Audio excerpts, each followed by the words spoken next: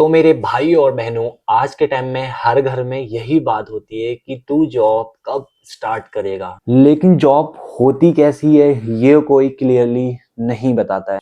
आज के टाइम में हर घर में यही सुनने को मिलता है, तू अपने लिए जॉब कब ढूंढेगा। रिश्तेदार बोलते हैं, अरे तू अभी तक घर में बैठा हुआ है, तुझे कोई अच्छी जॉब नहीं मिली। दोस्त बोलते हैं, मैं तो आईटी कंपनी में काम कर रहा हूँ, मैं तो एमएनसी में काम कर रहा हूँ, मैं तो होटल में मैनेजर बन गया। यहाँ पर मैं बात कर रहा हूँ ओनली प्राइवेट जॉब की। तो यार, हम लोग स्कूल में होते हैं, वहाँ हमें इतना नहीं पता होता है कि जॉब कैसी होती है। इवन कई सारे लोगों को ये भी क्लियर नहीं होता है कि उन्हें किस फील्ड में जॉब करनी है। देन उसके बाद फिर हम लोग कॉलेज में आते हैं। कॉलेज में हम अपने फ्रेंड को देख के या अपने किसी रिश्तेदार के लड़के को देख के या अपने घर वालों की सुन के किसी एक पर्टिकुलर कोर्स को कर लेते हैं। जब हम उस कोर्स के बारे में पढ़ रहे होते हैं तब हमें उस पर्टिकुलर फील्ड के बारे में 10% नॉलेज होती है। उसके बाद हम कॉलेज पास आउट होते हैं, हमारे हाथ में डिग्री आ जाती है। उसके बाद समय आता है इंटरव्यूज़ का। देन आप उस इंटरव्यू का एक हिस्सा बनते हो एंड आप अपने एफर्ट्स लगा के इंटरव्यू क्लियर करते हो और आपके हाथ में आता है एक ऑफर लेटर, जिसे आप पहली बार बहुत ही इंटरेस्ट लेके पढ़ते हो कि वो टर्म कंडीशन क्या लिखी हुई है। अब आते हैं फील्ड में। आपको ऑफर लेटर मिल गया है, आज आपका पहला दिन है। पहले दिन आपको काम सिखाया जाएगा। देन उसके बाद धीरे धीरे धीरे धीरे करके आपसे उस काम को करवाया जाएगा। फिर मंथ एंड आएगा और महीने की पहली तारीख को आपके अकाउंट में क्रेडिट का मैसेज आएगा, जो कि आपके कंपनी के नेम पे होगा एंड उस पे आपका वो अमाउंट आएगा जो आपके ऑफर लेटर में लिखा हुआ होगा।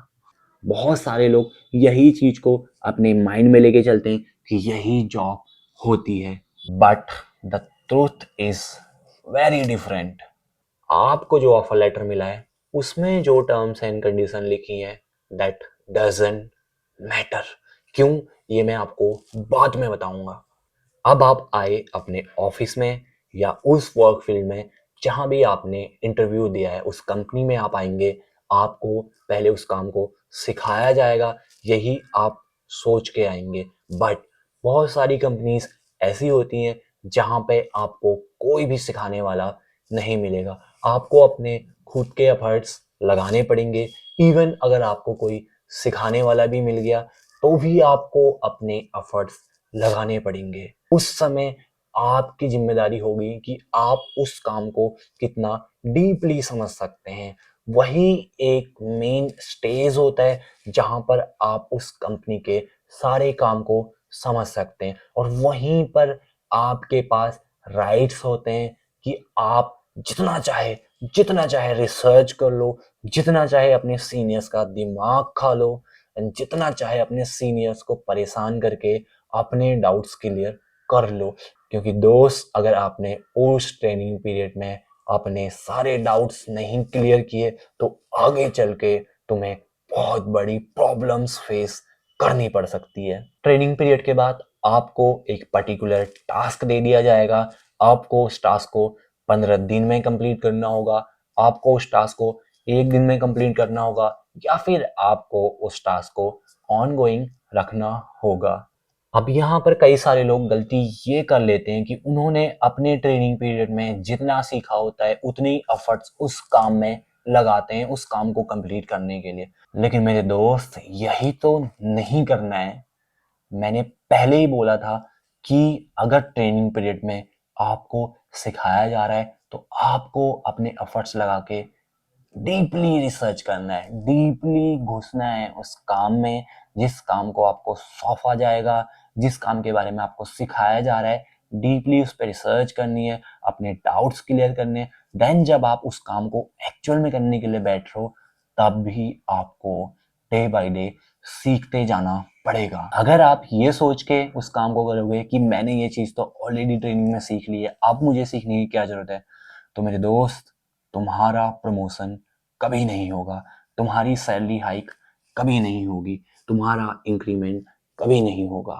इसके साथ ही अगर तुम अपने काम में बहुत बेटर हो, बहुत बेटर कर रहे हो, बट तुम्हारी इंग्लिश उतनी अच्छी नहीं है जितनी की बाकी लोगों की, तो तुम अपने काम को उतने बेटर तरीके से नहीं दिखा पाओगे कि जितने अच्छे तरीके से आपने उस काम को किया है।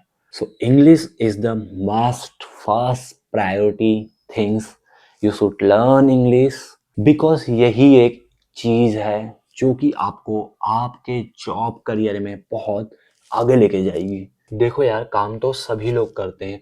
काम वो भी करता है जिसको इंग्लिश नहीं आती है, काम वो भी करता है जिसको इंग्लिश आती है। आपको अगर इंग्लिश नहीं आती है, आपको कंपनी में लाया जाएगा, आपको ट्रेनिंग दी जाएगी, आप काम सीख जाओगे। बट अगर तुम्हें इंग्लिश आती ही नहीं है तो आप लॉन्ग टाइम तक सरवाइव नहीं कर पाओगे, क्योंकि बिना इंग्लिश के आप अपनी बात को समझा ही नहीं पाओगे अपने क्लाइंट्स को, अपने कस्टमर्स को। Final cut off this video कि जब हम अपने स्कूल लाइफ में होते हैं, जब हम अपने कॉलेज लाइफ में होते हैं, जब हम जॉब नहीं कर रहे होते हैं, तब हमें लगता है कि जॉब बहुत अच्छी होती है। हमें लगता है कि हम जॉब करेंगे, हम इतने अच्छे कंपनी में जाएंगे, हम इतने अच्छे होटल में जाएंगे, इतने अच्छे ऑफिस में जाएंगे, वट एवर जो भी आपका प्रोफेशन है वहाँ पे जाएंगे और जॉब करेंगे एंड एक अच्छा पैकेज लेंगे। एंड उसके बाद उस पैकेज से इंजॉय करेंगे और अपनी नीड्स पूरी करेंगे, अपनी फैमिली की हेल्प करेंगे एंड कुछ टाइम जॉब को करने के बाद प्रमोशन लेंगे और हमारी सैलरी बढ़ जाएगी।